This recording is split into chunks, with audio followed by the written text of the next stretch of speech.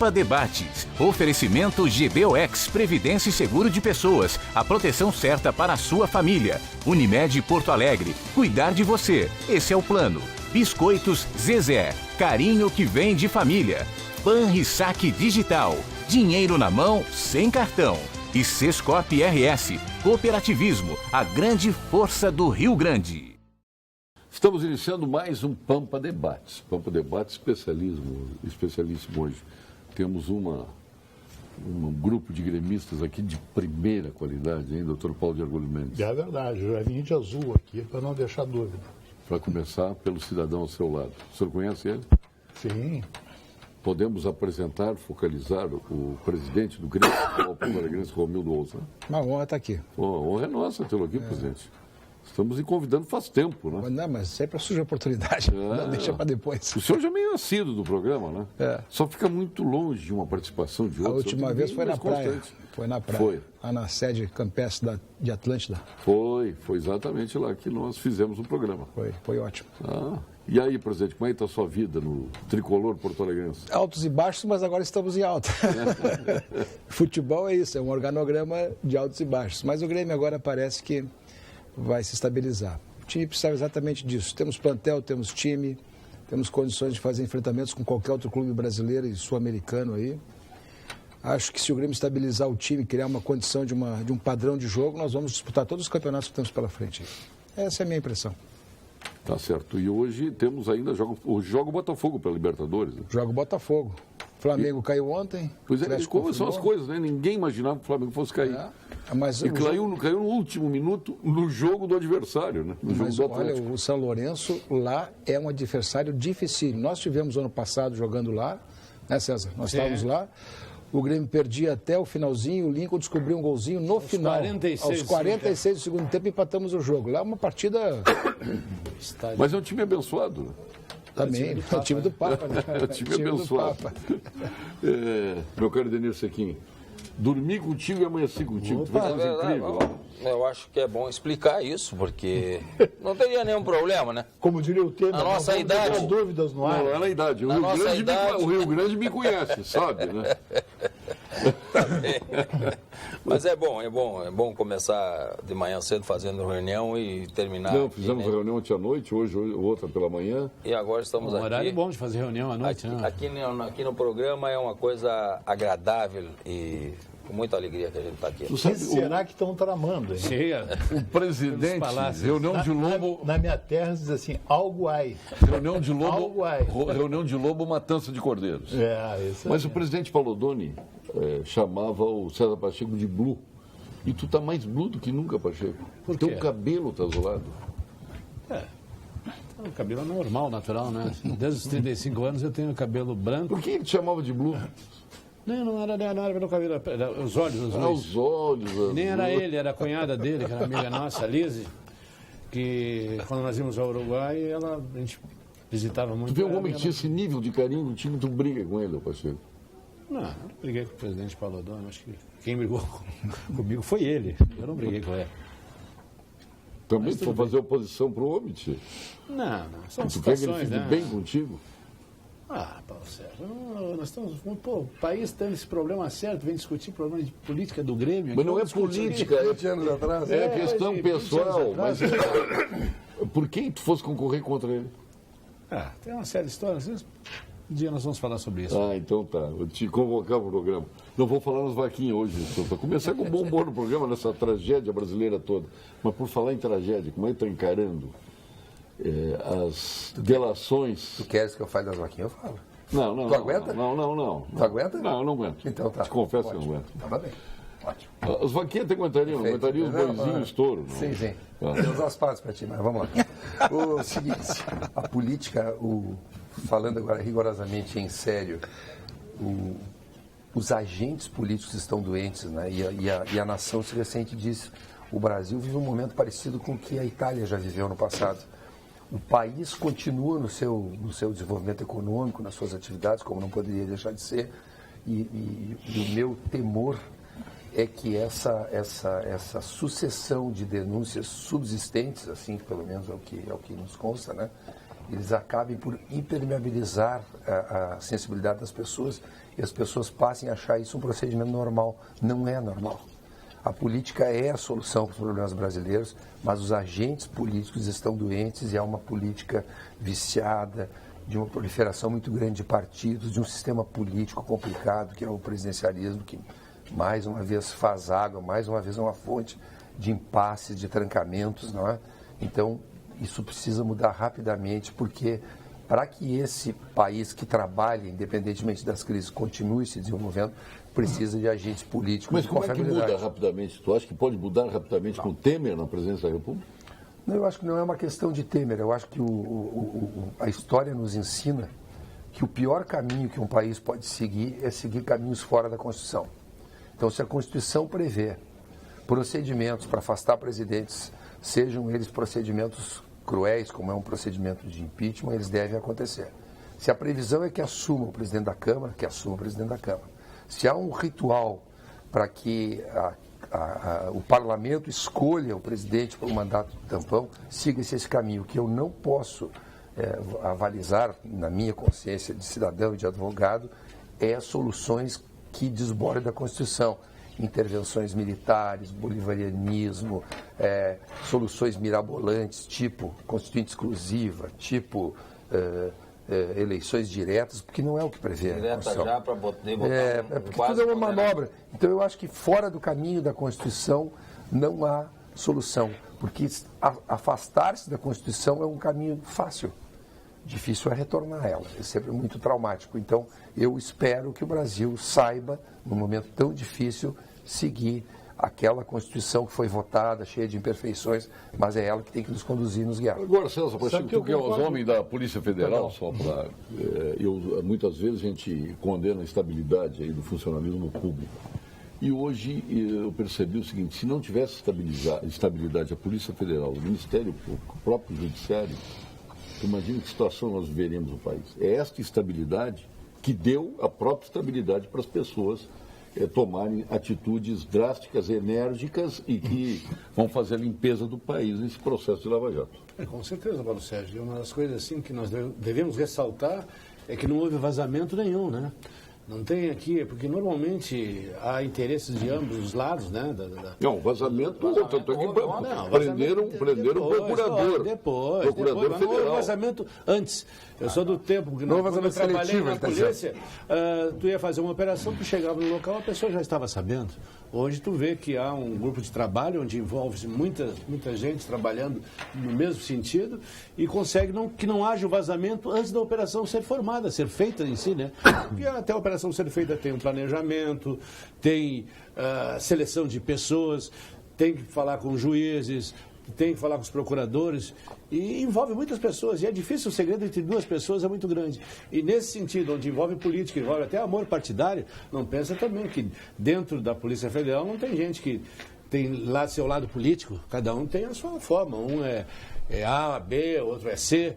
Então tem que saber como fazer. Então acho que o pessoal leva nesse ponto aí a profissão, o amor pelo país muito acima de qualquer grenalização, né?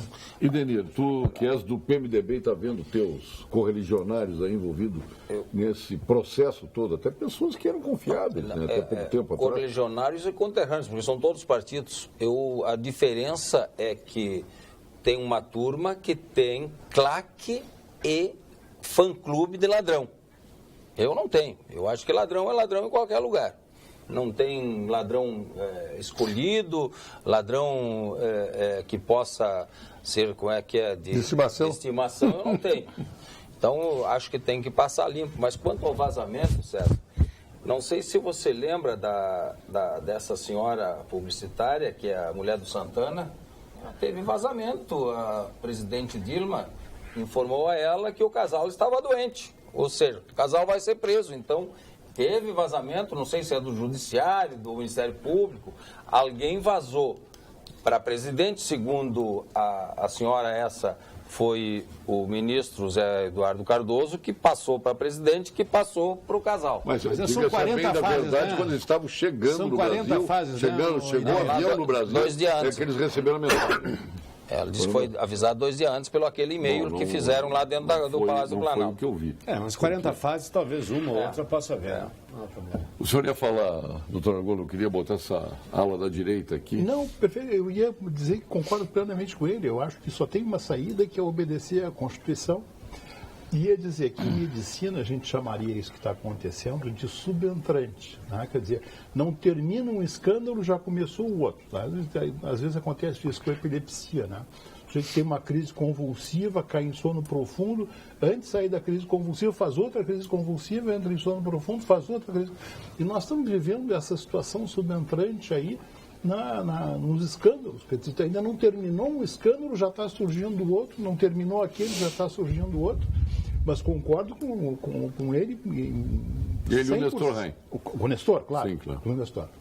Mas ele está na minha frente, por isso Sim. fica. Não, é para o telespectador saber. Então, concordo com o Nestor 100%. Eu acho que não tem nenhuma possibilidade de solução fora da Constituição. Acho que Presidente Romildo, a letra da lei a gente ficou olhando a única defesa. onde procurar no Brasil tem problemas. O futebol, ele viveu uma fase também, especialmente durante a Copa do Mundo, isso foi internacional com a FIFA, agora vê o Zezé Perrella e tantos outros aí, no Paraná, muitos envolvidos, egressos do futebol, que se tornaram, através do futebol, políticos, né? O senhor que tem convivido com o futebol, o senhor já tem mais confiança nos homens que dirigem o futebol brasileiro? Não. Quando temos um presidente da CBF que não pode se afastar do Brasil porque vai ser preso? Esse é um debate muito profundo, porque o futebol é uma cultura nacional. A instituição CBF está momentaneamente salva pelo carisma do seu treinador da seleção, do Tite. Essa é que é a realidade, quer dizer, ele sobreviveu à situação de dificuldade, situação política, situação de investigação, situação delituosa, e as investigações que correm sobre a CBF estão, vamos dizer assim, sobrestadas por conta da profunda conduta empática que tem o Tite com o torcedor brasileiro, com o que ele conseguiu fazer. De certa forma, minimizou esse aspecto aqui assim. Mas vamos dizer assim, nada mudou no seu conteúdo. Culturalmente não houve nada de transformação, não houve ruptura do sistema do futebol. Continua ainda uma entidade extremamente forte, que é a CBF, com capacidade de mobilização, com capacidade de agrupamento e principalmente com capacidade de apoderar-se cada vez mais da instituição através de concessões, de poder de federações fracas. Essa é uma situação muito clara, que faz deliberadamente, faz explicitamente uma retirada do poder dos clubes para fortalecer as federações. E por que os clubes aceitam isso? Porque os clubes estão fragilizados por falta de poder corporativo. Os clubes são, na verdade, hoje, clubes que cuidam dos seus interesses, clubes que cuidam das suas questões extremamente particularizadas. Não tem base corporativa. Aliás, o Clube dos 13 foi a melhor experiência que surgiu no futebol brasileiro, que poderia evoluir. Não evoluiu porque era seletivo. Porque não era só seletivo. Era, na verdade, a expressão do que tinha de melhor no futebol. E poderia ser ali uma boa discussão. Mas o que aconteceu... Mas aí o resto contra os 13. Mas foi excluído do processo. Por quê? Foi excluído dos processos porque afrontava, de certa forma, alguns interesses corporativos de grandes emissoras. Essa é a questão fundamental. Ali que residiu o interesse da CBF, a venda dos direitos televisivos da CBF para empresas de televisão. E talvez o não interesse naquela oportunidade de que os clubes gerenciassem esses recursos e criar uma situação de interlocução, acabou com o Clube dos 13. E, aliás, esse processo está até os dias de hoje. Então, nós temos que fazer também aqui uma autocrítica da incapacidade dos clubes brasileiros se organizarem corporativamente. Seja clubes de ponta, sejam clubes intermediários, sejam clubes pequenos. Porque os clubes pequenos e intermediários são suscetíveis a um processo de influência. O senhor tentou fazer isso aí com E já desistir. Com a nossa... Claro, e já desistir. O senhor fez um esforço tremendo, procurou valorizar, unir os clubes, e os clubes fracassaram nessa tentativa de novo. Já desisti por detectar e principalmente por me convencer que os clubes são incapazes de conviverem corporativamente nos seus interesses. É isso. Muito bem. Aí, Nestor, Os que entendem de clube aqui. Aqui tem dois, eu e o Nestor, eu não sei os outros, somos absolutamente, frontalmente contra a Copa do Mundo. Exatamente. Eu não me lembro a posição do doutor Argolo, se era a favor ou contra, mas nós aqui nos manifestamos várias vezes aqui contra a Copa do Mundo no Brasil. Por razões, sim, se permite. A Copa do Mundo no Brasil, não o campeonato, não o torneio. Não, a Copa do Mundo no Brasil. Copa do Mundo no Brasil pelo grau de investimento, pelas carências que o Brasil tem em outras áreas, pela quebra de licitações, porque acabou se fazendo obras a toque de caixas, caríssimas. Foi isso? Foi só acrescento para o Vou te dar um exemplo que é extremamente relevante para te ver o equívoco disso. A falta de visão estratégica foi um ufanismo. Foi um ufanismo. Bom, eu vou construir estádio em Natal, vou construir estádio lá em Cuiabá, vou construir estádio lá em Brasília, vou construir um estádio no Amazonas. E agora, quando os clubes, e corretamente, porque quando tu participa de um campeonato, César, a primeira situação que tu examina é se o campeonato vai ter equilíbrio técnico. Por quê? Porque eu tenho que colocar todos aqueles, por menos time ou por mais time que tenha, em condições de igualdade, de disputa. Quando começou essa história de vender mando de campo, se desequilibrou o campeonato, porque tem situações que E esse colegiado dos clubes, nesse momento, proibiu a venda do mando de campo nesse ano. Quer dizer, aí o que aconteceu? O que aconteceu? Com esse raciocínio único, manter o equilíbrio técnico. Claro. Se eu tenho um time, eu vou tirar do meu mando de campo, que é um campo às vezes precário, e vou jogar num outro, eu vou prejudicar quem? A duas. Vou prejudicar a torcida, vou prejudicar o consumidor, vou prejudicar o clube adversário, ou posso me autopunir. É uma coisa estúpida. Então, o equilíbrio técnico não está preservado. O que eu coloco nisso? Agora, então, no momento que fez isso, os estádios que estão tirados fora desse processo, que jogar na Amazônia, começaram a reagir através das OABs dos seus estádios, dizendo que isso era uma medida absolutamente ilegal e punitiva àquilo. Mas isso retrata exatamente o ufanismo do que foi a Copa do Mundo aqui no Brasil. Eu queria acrescentar um ponto só. Há sempre uma crítica que os clubes não reagem ao poder central da CBF. Mas ponha-se no lugar de um clube. Se um clube reage sozinho contra uma estrutura como essa, as punições que virão de forma indireta contra ele são pesadíssimas. Mas quando os clubes querem fomentar uma união e fazer uma liga, elas são debochadas exatamente pelas retransmissoras do clube que detém os direitos e que no país é quem manda no televisionamento do futebol. Então fica essa crítica contra os clubes, mas quando tu quer fazer alguma coisa, a primeira crítica que vem são dos donos não da bola, dos donos das transmissões. E dos seus prepostos, que estão em vários lugares. Exatamente. Mais longe daqui. Todos os lugares. O Conselho Regional de Medicina Veterinária do Rio Grande do Sul combate o exercício ilegal da profissão. Se você conhece alguém que não é médico veterinário, dando consultas, fazendo cirurgias ou receitando medicamentos, denuncie.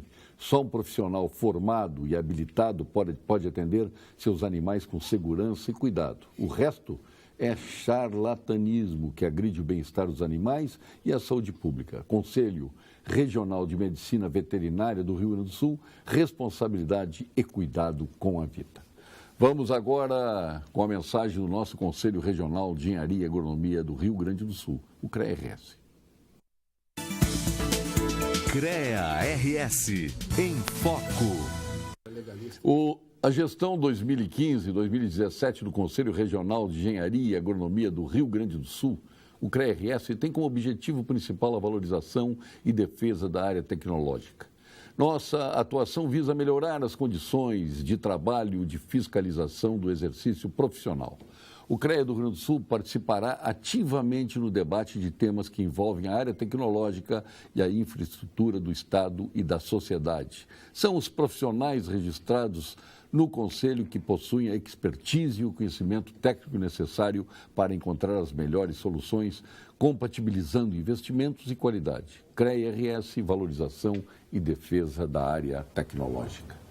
Não esquecendo que investir em imóveis é investir no seu futuro. E o consórcio de imóveis Unicred é a escolha certa. E são vários os benefícios, como até 200 meses para pagar, média de 2 contemplados por mês e a possibilidade de usar até 30% do valor da carta para dar um lance. Acesse unicred.com.br/centralrs/consórcio ou converse com seu gerente. Unicred, mais valor para você. Faça como o Dr. Paulo de Argolo Mendes, tenha um consórcio da Unicred. Boa noite a esta mesa qualificada. Paulo, quando vais trazer para compor a mesa os senhores deputados federais Marum e Perón de Araújo. Marum foi um dos caras que mais vem no Pampa Debate, mesmo estando lá em Brasília e no Mato Grosso, para cobrar deles a reforma política. Simões de Canoas. Isso é um sonho que não vai acontecer. O senhor acredita em reforma política? Não, eu até, no esteio da fala do Nestor, a posição legalista dele é uma posição extremamente interessante, porque ela não é de ruptura, mas muito mais pelo lado ditatorial do que propriamente pela possibilidade democrática de fazer rupturas. Tá? Eu acho que a gente pode mudar nesse momento assim de extrema fragilidade política, e eu sempre achei, não por razões de que o governo Temer fosse um governo, vamos dizer, ilegal, mas ilegítimo, do ponto de vista da legitimidade popular. Para mim, é muito claro isso, quer dizer, ele não tinha legitimidade popular para estabelecer reformas tão profundas como ele estava respaldado. Estava respaldado politicamente pelo Congresso. Não, pela legalidade. Não estava do ponto de vista da legalidade, do povo, sem entrar no processo. Não achei que foi golpe, achei que o processo foi, os fundamentos são outros e tal, mas eu achei que ele não tinha legitimidade política. E mais agora, ficou mais sem legitimidade, porque agora vai se expressar a ilegitimidade política dentro do Congresso Nacional, que era a sua sustentação política. E para isso tem que ter resposta. É injusto isso aqui que o Leandro manda, porque tem um neutro aqui, 5 gremistas no programa. Está dizendo aqui, ó, se o Temer cair, pega o Inter no sábado. O telespectador é fogo, né? Mas hoje tinha uma outra, diz que o Carvalho estava dando uma opinião sobre o ex-presidente Carvalho. Fernando Carvalho, que Temer grande não cai. Então agora estão montando a SWAT para segurar o Temer. Né? Mais ou menos isso. Anderson de Osório, parabéns pela primeiríssima bancada, principalmente ao nosso ilustre Romildinho Bolzano. Lá em Osório ainda é Romildinho. Fez de Osório a cidade mais limpa e organizada de todo o Rio Grande do Sul. Parabéns, hein? Bom, obrigado. Maravilha. Abraço para E organizou a praia de Atlântida Sul e de Mariápolis lá também. Muito bem. Boa noite, excelente bancada. As coisas em Brasília estão feias. Alguns políticos estão colocando tudo no vaso e dando descarga. De todos os partidos, né? De todos os partidos. Eu acho que tem inocente aí, né? Acho que até tem alguns, não inocentes, mas alguns estão limpos. Mas tem muita gente que tem que ir para o vaso mesmo e puxar a descarga. Mas vamos combinar, né? O sistema é feito para não dar certo. Não é possível que a democracia funcione com 34 partidos representados no parlamento. Não existe possibilidade de funcionar em lugar nenhum do mundo. E também... Não é que não possam existir partidos menores. A Europa fez experiência com Partido Verde, com partidos pequenos que cresceram, mas eles tinham que ter um patamar X de votação popular para estar no parlamento. Agora, troca um horário de televisão por dinheiro, é um mercado persa. E depois é o seguinte, então isso, por exemplo, é impossível, por exemplo, um sistema parlamentarista se votar se funcionar com 34 partidos. Não tem como. E o presidencialismo é, por essência, um regime de crises. Só deu certo nos Estados Unidos, por condições muito peculiares daquele país, e eventualmente em alguns intervalos de tempo em outros países, mas no sistema geral não funciona.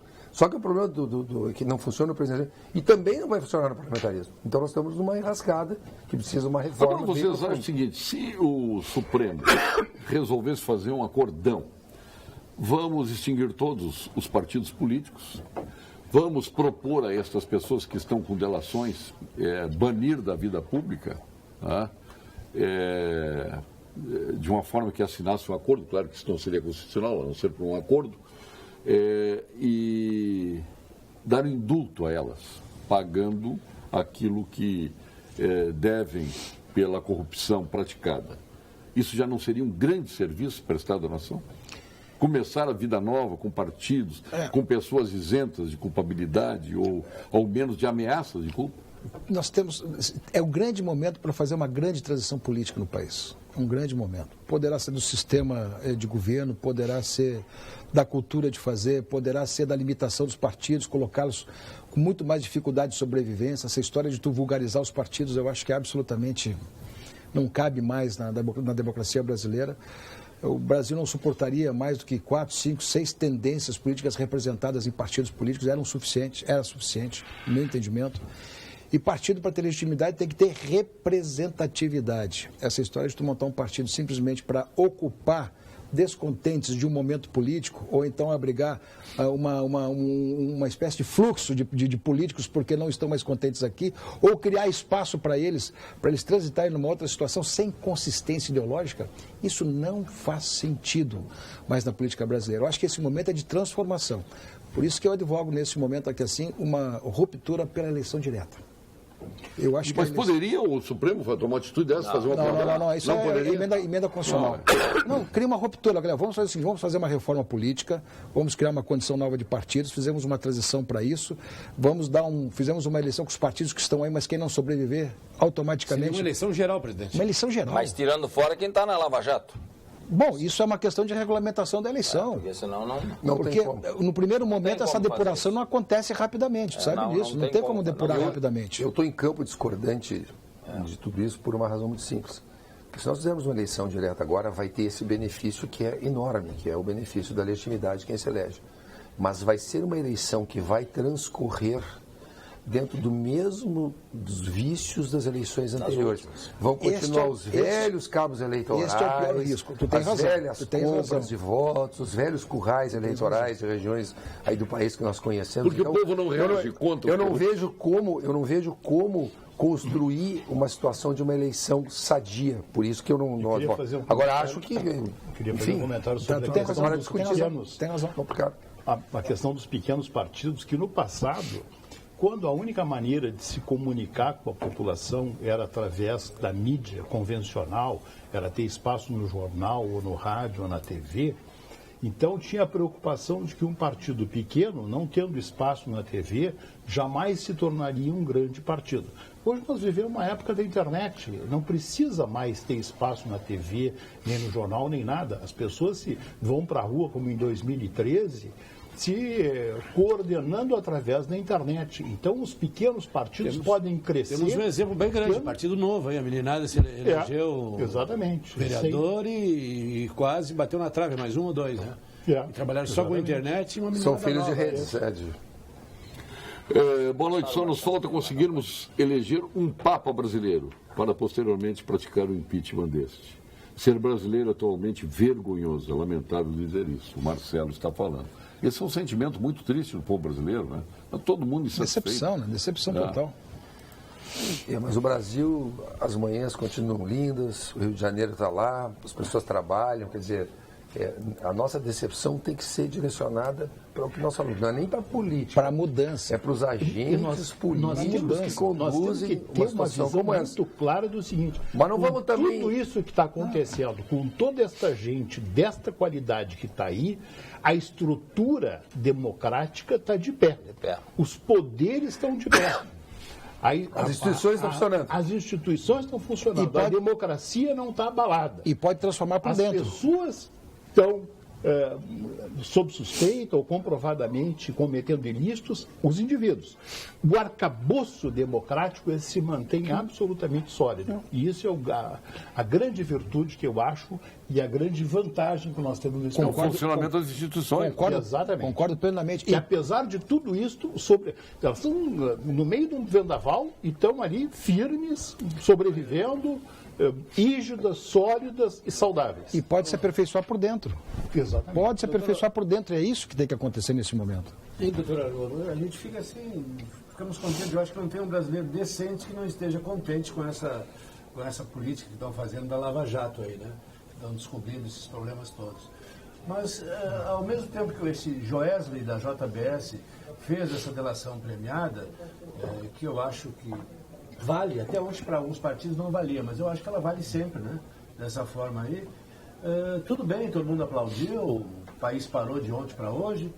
Só que nessa esteira dessa delação premiada, parece que ele teve algum lucro. Um lucro anterior, com empréstimos do BNDES, a fundo perdido de bilhões de dólares. E agora, na sexta-feira, quando ele ia fazer essa entrega da delação premiada, que ia sair nos jornais, todo mundo sabe que o dólar vai subir. Eu tinha uma viagem marcada, tive que desfazer a minha viagem, porque o dólar já foi lá em cima. Parece que a empresa dele... Mais uma viagem? Parece que a empresa... 14 viagens. Que a empresa do seu Wesley comprou dólares e teve um lucro estupendo. Não contente em devolver o favorzinho que ele ganhou do BNDES, ele ainda lucrou em cima da própria delação que ele fez, que eu acho que é um ato patriótico. Já mudei o pensamento. Onde é que foi noticiado isso nos dólares? O próprio Globo. O Lauro Jardim comprou fortunas. E depois comprou fortunas de dólares. Quer dizer, como é que tu vai acreditar? O homem vem e faz uma delação premiada, um ato patriótico, saiu do nada, saiu do escuro e fez isso. E são os únicos que tiveram licença para ir morar em Nova York, dizendo que estavam sendo ameaçados. A Polícia Federal estava checando, estava monitorando, e eles foram ameaçados mesmo. Isso aí já foi esclarecido. Só uma observação. Quem são delatores? Delator é alguém que, apanhado em um ilícito, para entregar uma organização criminosa, e a legislação existe para que se facilite o caminho das autoridades, porque elas não têm uma longa investigação, uma longa inversão de gastos, simplifica-se isso, e o delator que está sendo acusado de um ilícito entrega o esquema corrupto em benefício de si mesmo, diminuição do tempo de prisão, etc. Então, só vamos repor assim, não há nenhum espanto no que está dizendo. Eles são delatores porque eles praticaram ilícitos de natureza penal. Então, eu não esperava deles a virtude de monges beneditinos. Eles são Eles corruptos. Começaram criminosos do início. E na mesa de debates aqui está o Paulo Sérgio, que foi honrado com vários convites nesse lapso temporal tão grande, umas 6 vezes. Está se construindo um império de cartas. Isso é uma fraude. O mercado de carnes no Brasil está na mão de gente fraudulenta. Não falamos aqui há 6, 8, não agora. Nestor, só para o telespectador saber, são os donos da Friboi que fizeram isso. Porque falar em Wesley, Joesley, as pessoas não sabem. Foi esse nome? São os donos da Friboi. Mas nem o Roberto Carlos aguentou eles. Boa noite, Paulo Sérgio. Queremos mandar um grande abraço a essas grandes figuras fortes e ilustres gremistas. César, Nestor e Romildo. Pessoas de caráter e sérias. Virgínia e Alexandro. Essa ela devia a mão. Muito obrigado. Está mandando aqui. Quando pensamos que o caminho da recuperação da economia seria encontrado, denúncias gravíssimas agora. A solução dentro da democracia? A renúncia do Temer, eleição indireta do presidente para completar o período. Qualquer um do povo pode ser candidato. Única exigência, ficha limpa. Muito triste, realidade com mais prejuízo para o povo trabalhador. Jorge Lisboa Goelzer, lá de Erechim. Agora, hoje eu vi a manifestação do presidente Temer eu vi também, dizendo enfaticamente que não vai renunciar, e me lembrou todos os políticos que vão ser candidatos, que afirmam enfaticamente que não vão ser candidatos. Quando o político já afirma que não vai ser candidato, tu já... Teve uma esperança. Vai se candidatar a alguma coisa. Quando o cara afirma enfaticamente que não vai renunciar... Para não começar a campanha antes. Mas vamos especular rapidamente. Para não gastar muito. O atual presidente da República tem um ministério onde vários integrantes estão envolvidos em investigações, inclusive da própria Lava Jato. Então, se o Temer renunciasse, essas pessoas perderiam seus foros privilegiados automaticamente. Então, primeiro, na renúncia dele estaria ao reboque vários amigos e pessoas. Isso é verdade, e ele também. Nisso, e ele também. Eu ouvi a fala do presidente, estava numa reunião lá na Arena e a hora que veio, me pus à frente da televisão. Eu achei que ele desafiou a todos. Ele botou na mesa.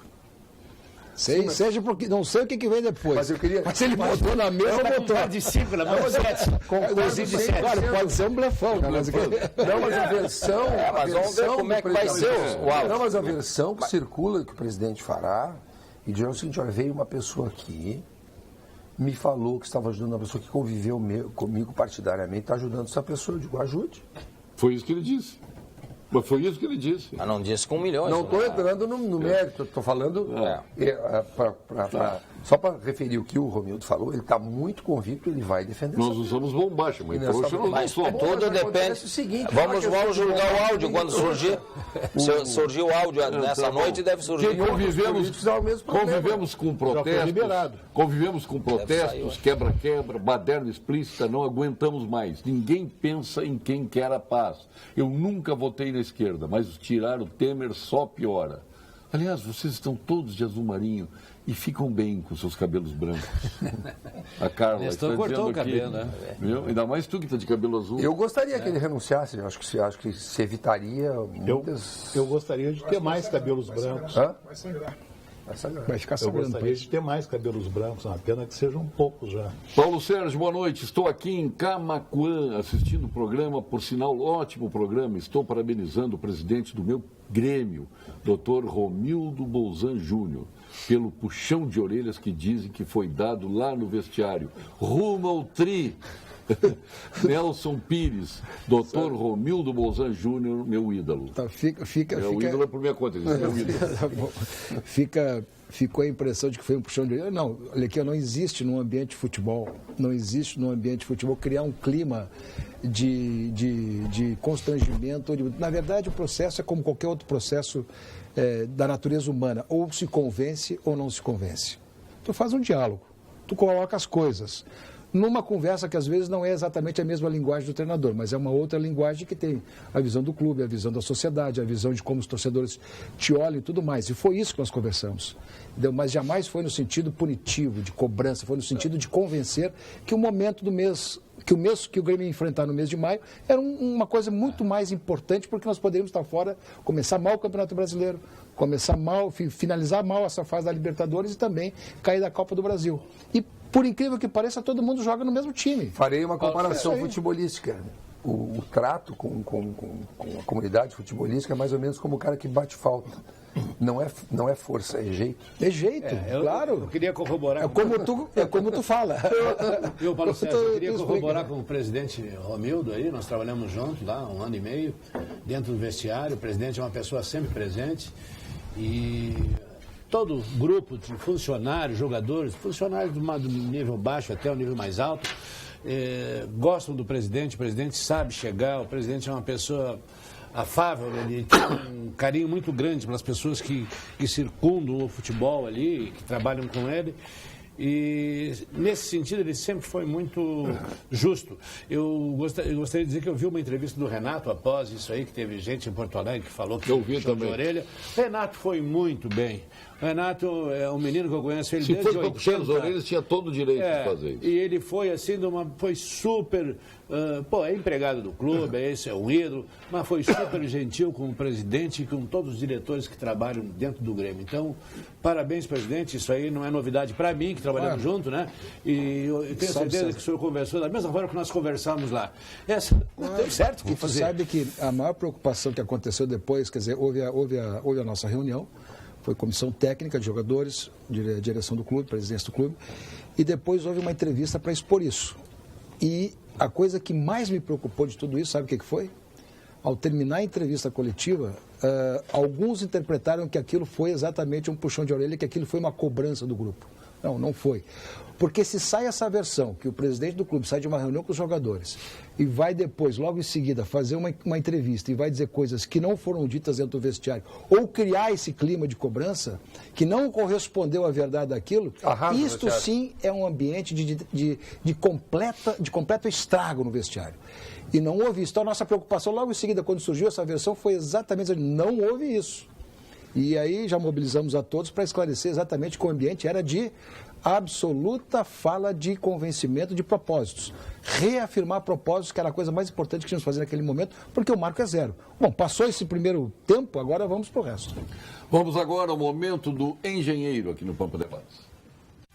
Momento do engenheiro. Oferecimento Senge, Sindicato dos Engenheiros. Nosso maior projeto é você.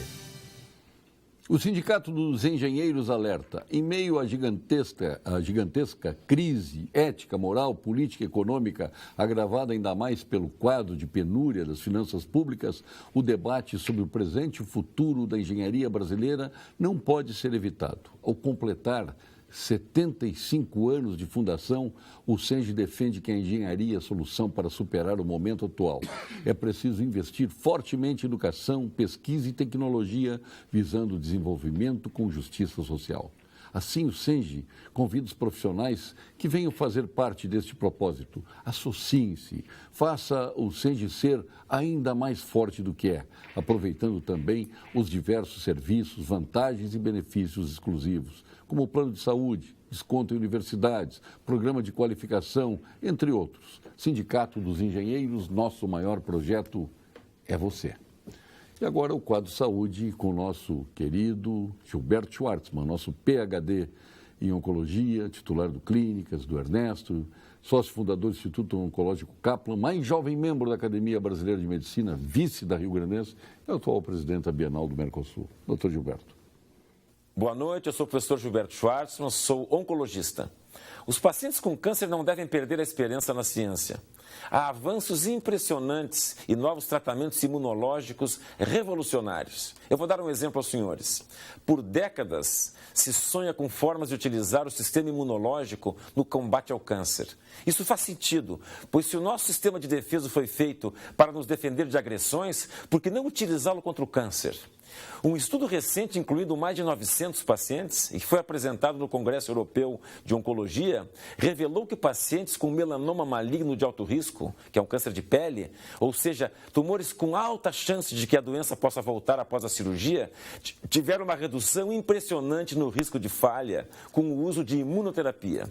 Vale a pena você discutir esse assunto com o seu médico. Obrigado, doutor Gilberto. O Temer foi eleito junto com a Dilma, foi deixado num gabinete isolado e fora de qualquer decisão. Tanto é verdade que reclamou. Marido traído, né? Coxinhas que se acham mais inteligentes que todos, bateram panelas, deram golpes e liberaram o Temer. Não deu para entender muito o que ele quis dizer, mas em todo caso. Boa noite, Paulo Sérgio. Por favor, desde era que... contra ti que é coxinha. Exato. Quem? Essa parte ficou clara. Claríssimo. Eu sou um coxinha e gosto de mortadela. Vou dizer isso para vocês. Como é bom o sanduíche de mortadela, hein? Não gosta, presidente? Tem que dizer. Sem dúvida. Sim? Sem dúvida. Aí, um queijinho, então. O Pacheco adora a mortadela. Aquela Cerati italiana. Cerati italiana, que é muito boa. espetacular. O sanduíche Eu gosto do sanduíche farroupilha. Lembra do sanduíche farroupilha? Tem no mercado público. Sábado estamos lá. Nos acompanhe lá que o senhor vai comer um. Beleza. 10 da manhã. Paulo Sérgio, não haverá solução. Desde que o homem tenta governar, só ficamos no prejuízo. Não há solução. Fato. O homem tem dominado o homem. Ora, seu prejuízo, não entendi bem o Milton Maia de Martins. Aliás, aqui foi dita uma frase que eu acabei guardando e usando ela. Os senhores acham que essas relações todas, os próprios estão comendo os mesmos?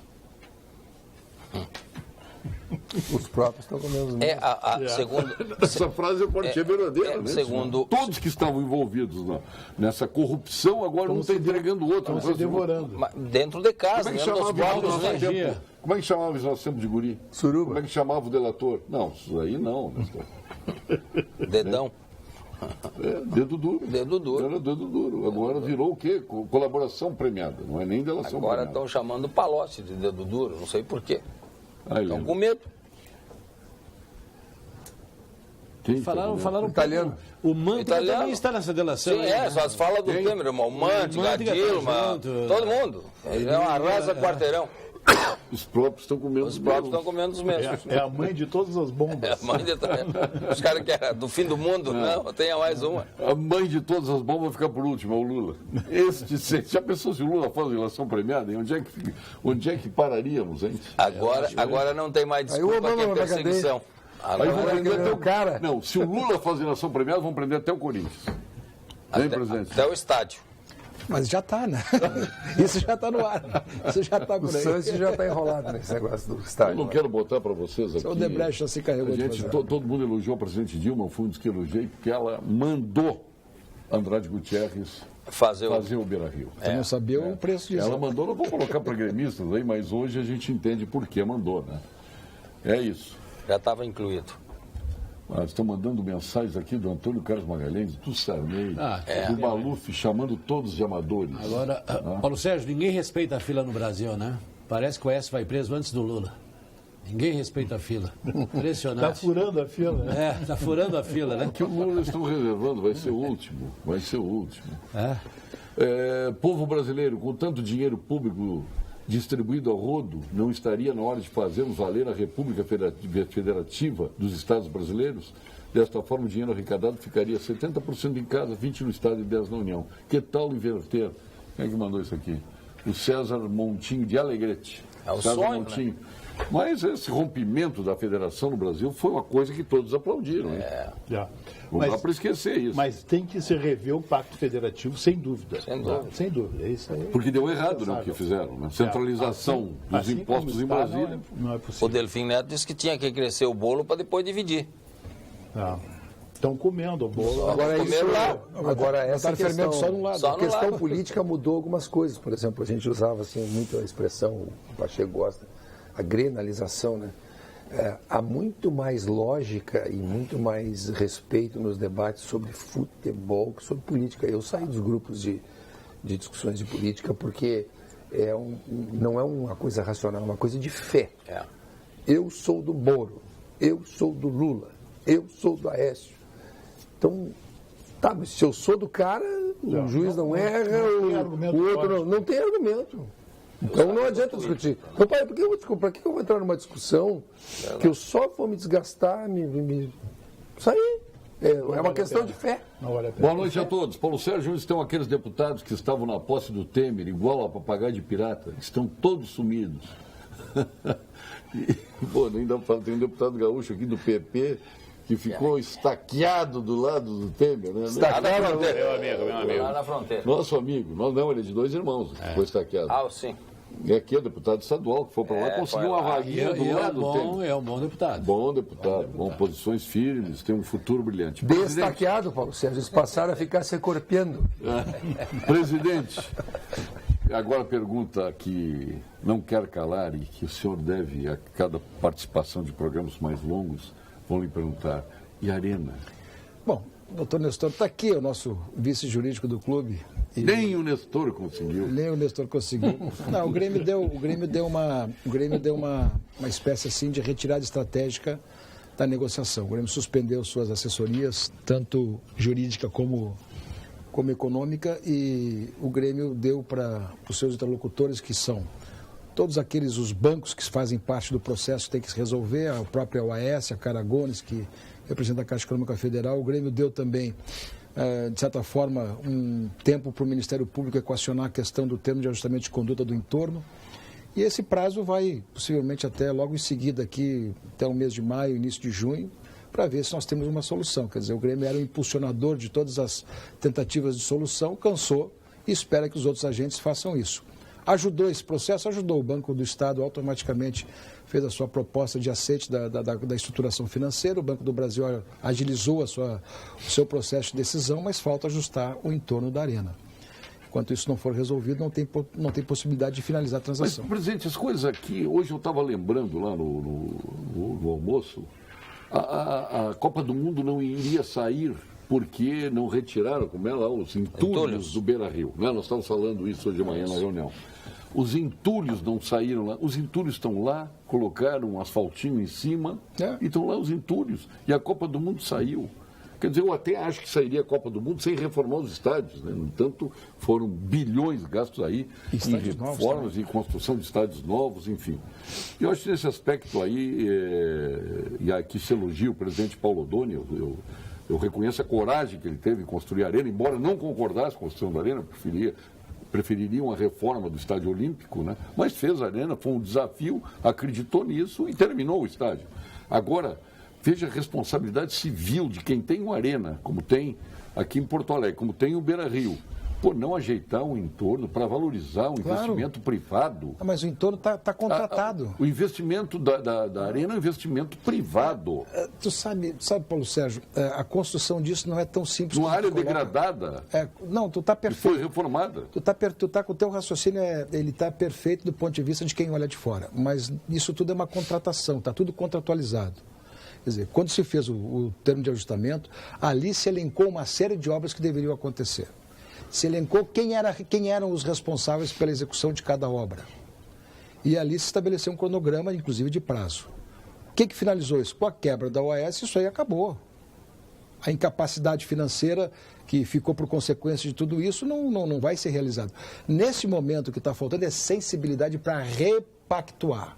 Não apenas as obras, mas também a capacidade de quem vai fazer. Se quiser, ali, por exemplo, tem 7 blocos residenciais construídos. Tem arena construída. Já tem gente morando ali, presidente? Tem gente morando, tem dois blocos com habites. E o estádio, na estruturação de hoje, o impacto do estádio é muito superior àquele que é o impacto dos blocos. Se for desenvolvido todo o projeto que foi projetado, aquele projeto todo lá com centro de convenções, com hotelaria, com mais prédios residenciais, com mais prédios comerciais, talvez o impacto fosse dividido com o próprio estádio. Mas está elencado ali quem faz as obras. Quem faz as obras, quem se responsabiliza, quebrou.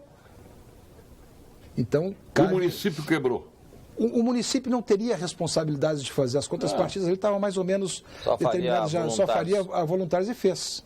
E isso impediu, inclusive, viu, só para te entender, impediu que a prefeitura tivesse lá a possibilidade de receber emendas parlamentares e impediu que a prefeitura pudesse também contratar novos financiamentos para construir mais obras no entorno. Ficou completamente bloqueado. Então, na verdade, tem que desbloquear e desburocratizar todo esse processo e zerar esse processo, de modo que possa ser construída uma nova situação, que possam agentes, que a prefeitura possa buscar financiamentos ou outros possam fazer de um prazo menor, ou então repactuar no empreendimento do Olímpico, que é uma das teses, algum valor que ali seja, que os valores que daí sejam arrecadados, e aí se aplica no entorno da arena num redimensionamento das obras que foram contratadas e ajustadas lá. Isso está em discussão. Porque essa altura, os prédios ali do Olímpico, que receberam, inclusive no tempo, ganharam um índice, sim. Já eram para estar prontos. Claro. E as pessoas morando. E o Olímpico está lá, vira e mexe, vira uma matéria de... O Nestor, essa semana, nós participamos aí de um debate lá, porque teve um probleminha lá.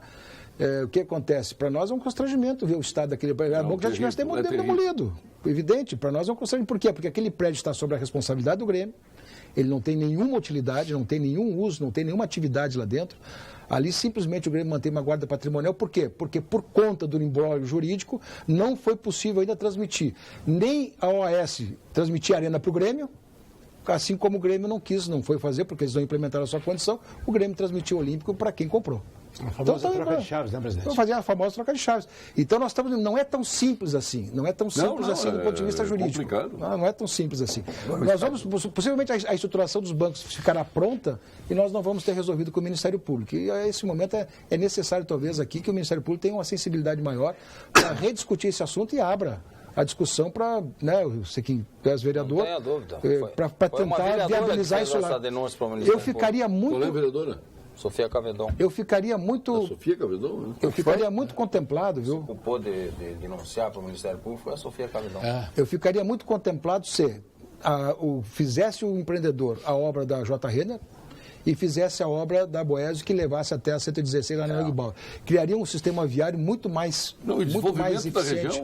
Muito mais eficiente. Mas eles têm que pensar que aí vai desenvolver toda aquela região. O Paulo Sérgio, o presidente não pode falar, mas eu posso falar. Eu acho que se fosse para o outro lado, aqui, manda da beira do rio, aqui, existe uma facilidade maior para as coisas aqui. O pessoal invade terrenos, cerca, assume, toma posse e as coisas ocorrem mais rápido. Tudo que o Grêmio quer fazer, sempre há um óbvio, sempre há uma dificuldade maior. Eu não sei porquê, eu não vou chamar de colorado, vou chamar de gremista, mas tem uma facilidade muito maior. Eu não sei porquê. O nosso vereador aqui até pode me ajudar nisso aí, mas tem gente que lá dentro da própria Câmara, eu trabalhei muito nisso aí, eu estava lá quando houve a aprovação do índice construtivo do Estádio Olímpico. Eu estava de presidente do Grêmio na época. E estava na Câmara, ficamos até 11 da noite. Eles fizeram em conjunto com o Internacional para fazer a reforma do Internacional. Já está pronto, os índices que o Internacional ganhou já está pronto. E nós fizemos essa discussão. Mas sempre dificultou, aí entra o Ministério Público e às vezes a pedido dos próprios vereadores, alguns vereadores lá. Né?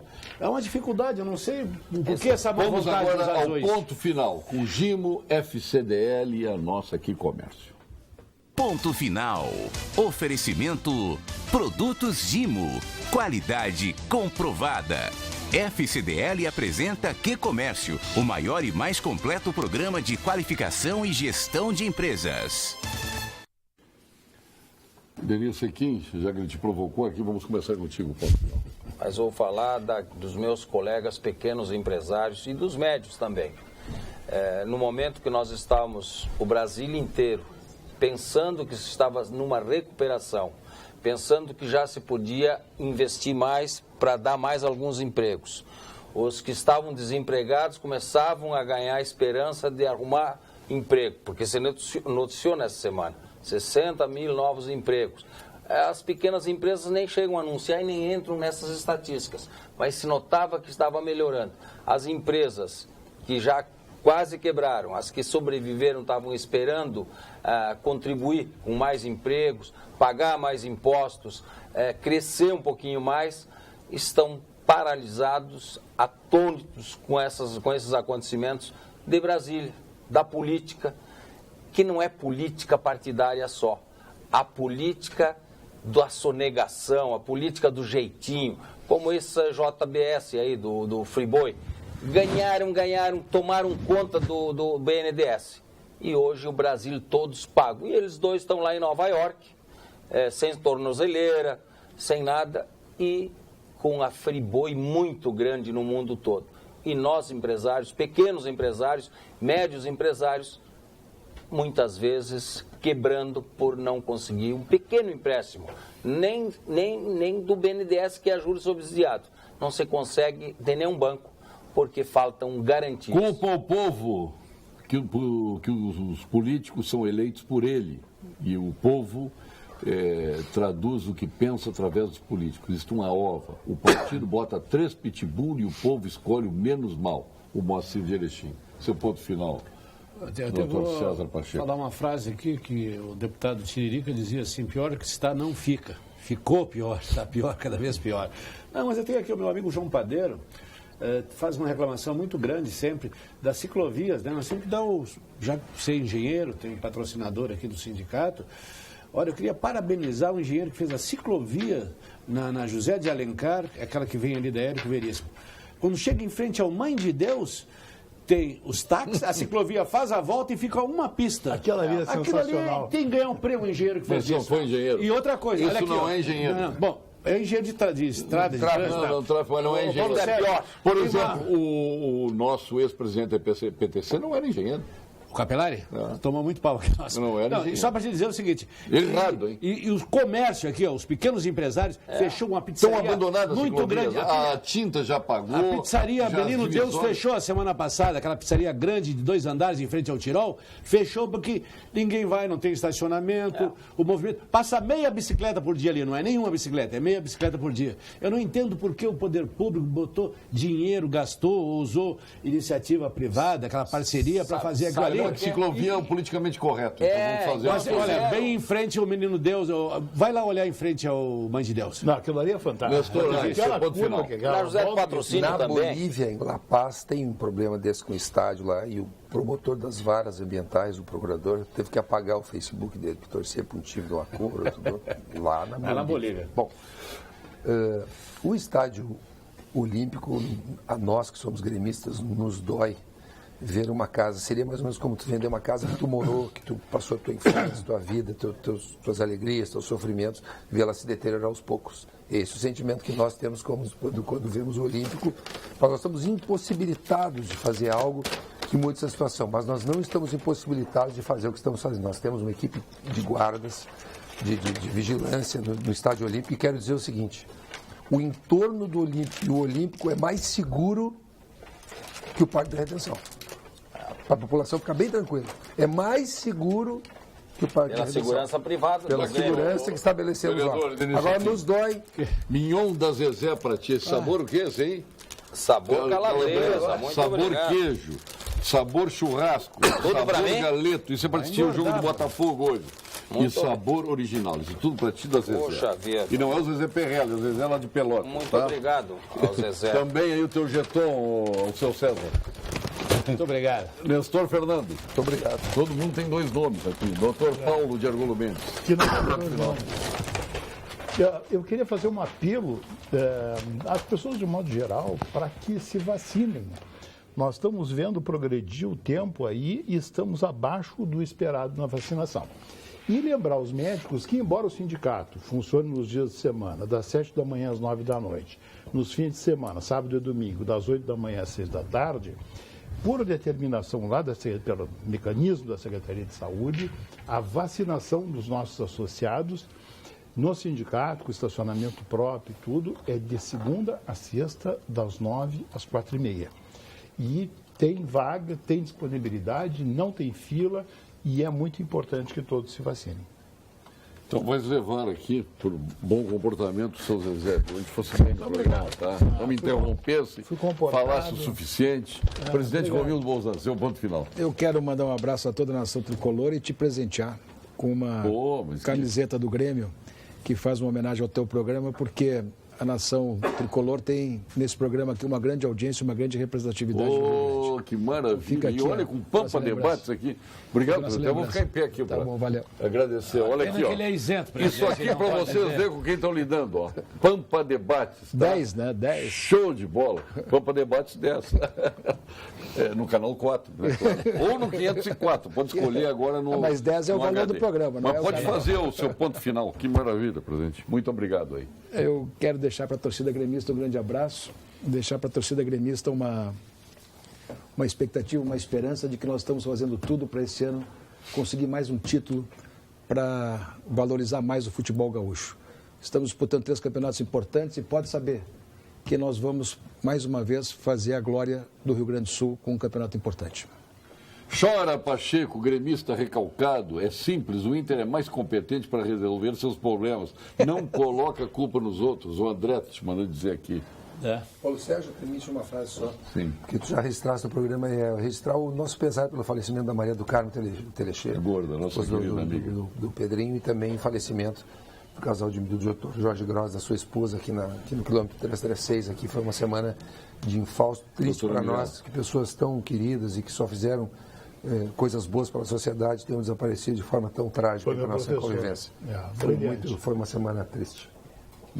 Por isso. Aqui a Marisa Martins. E o que é a internet, né? Nós vimos o acidente 2, 3 horas depois, já estava na internet a câmera, né? Mostrando como foi o acidente, né? Bateu de frente num caminhão. Impressionante, né? Que coisa triste mesmo. Marisa Martins mandando aqui um abraço para o Paulo Sérgio. Marisa, um beijo para Marisa Martins, fiquei com ciúme. Ela manda para ti. Mandou no meu telefone um abraço, Paulo Sérgio. Ela é de Porto Alegre ou da região metropolitana? De Porto Alegre.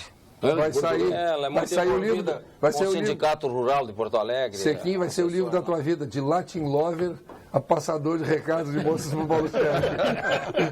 Olha aqui, ó. Presidente, venda o Luan e compre a Arena. O Paulo Medeiros do Alegrete. Tá bem. Sabe que a gente não tem só, a gente não tem só essa conta, né? Eu peguei aqui o Infinidade, tu tá vendo aqui? Infinidade de WhatsApp chegando aqui, presidente. Tinha um aqui que, eu gosto muito do Romildinho, mas me perdi dele. É tanto e-mail que não tem como achar. Mas tu sabe, Paulo, eu vou dizer pra você, eu chego em Osório... Romildinho, eu não sabia disso. Não, mas na verdade meu pai uma coisa, meu pai é Romildo e ficou Romildo. Lá em Osório eu fiquei Romildinho por ser filho dele. E o meu filho é Romildo.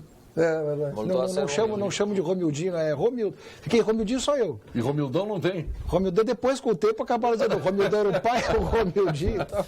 Ele tem um irmão que é sósia dele, impressionante. Mas eu quero te dizer o seguinte, sabe que a gente, quando faz alguma citação do Grêmio, é impressionante como tem pessoas que reproduzem para mim o que aconteceu no programa aqui. A audiência é muito intensa e muito grande lá.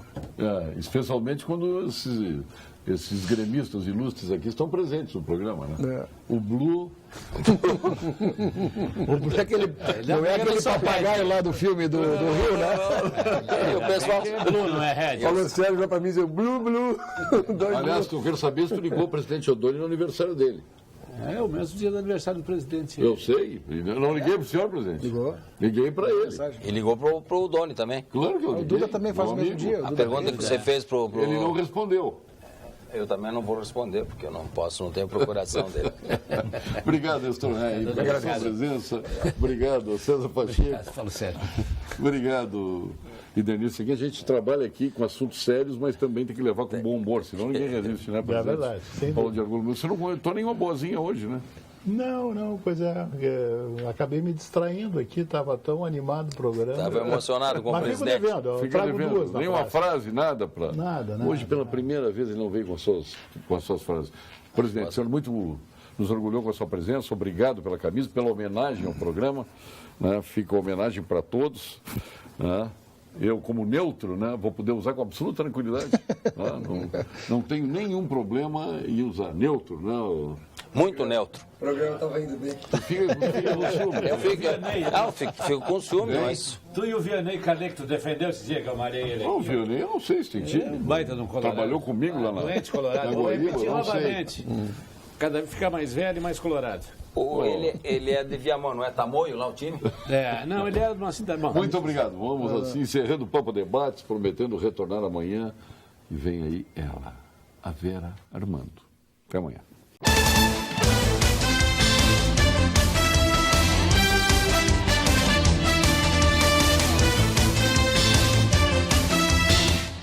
Pampa Debates. Oferecimento GBOX, Previdência e Seguro de Pessoas. A proteção certa para a sua família. Unimed Porto Alegre. Cuidar de você. Esse é o plano. Biscoitos Zezé. Carinho que vem de família. Panrisac Digital. Dinheiro na mão, sem cartão. E Sescop RS. Cooperativismo. A grande força do Rio Grande.